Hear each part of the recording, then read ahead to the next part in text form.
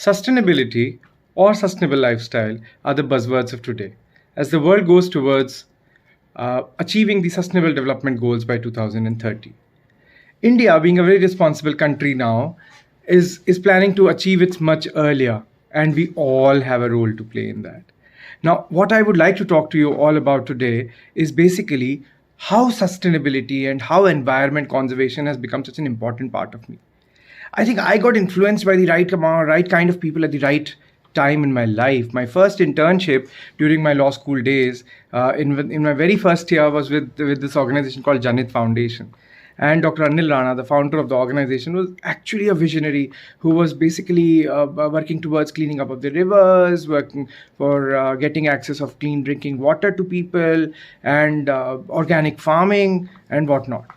And then the game changer of my life, or like the most inspiring personality of my life, who inspired my thoughts, who inspired my deeds, is Mr. Rakesh Khatri, the nest man of India now.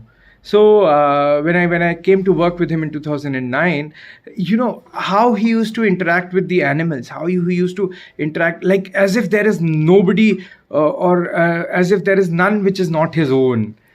So that sense of belonging, that sense of being there with the environment was something that touched me. I think that's where I started thinking about sustainability and environment in my life. But then there are two more incidents which are very, very important for me in my life. One was when we were exploring the Mumbai Trail Walker. I was with my boss Gopal then, and just going through that stretch, which is very beautiful around the Mulchi Lake from the outskirts of Mumbai towards Lonavala. It is extremely beautiful and extremely, mesmerizingly beautiful. So, going through that is when you realize that how far have we come. When we talk about our city lives, when we enjoy our city lives, how far have we come from the environmental side of it or the natural side of it, and we are not really, we are living a very, very artificial life.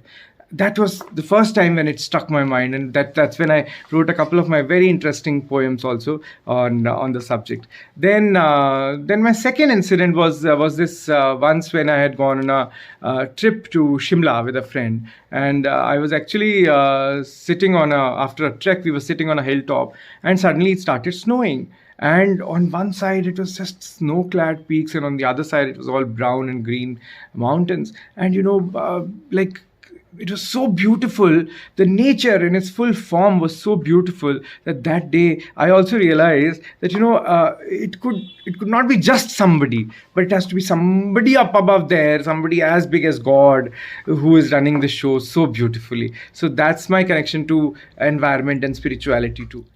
And nature finds its own ways to give you back. And so now it has presented me with this opportunity to interact with in its known form through this project called Jal Sparsh. What you see on my head is a completely natural and sustainable hat made out of the project called Jal Sparsh.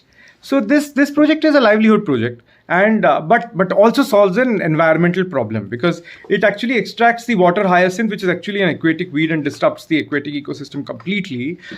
So this is the local rural marginalized women are actually trained into extracting it and then making marketable products out of it. They're making beautiful products out of it, like handbags, mats, coasters, planter jackets, and belts, chappals, whatnot. As I said right at the start of this video that everybody is doing sustainable. So if you also want to go sustainable, just buy Jal Sparsh products. All of our products are very, very sustainable and natural. And if any of you wishes to talk about sustainability or sustainable lifestyle, I'm up for a discussion anytime. Comment in the section below. Thank you.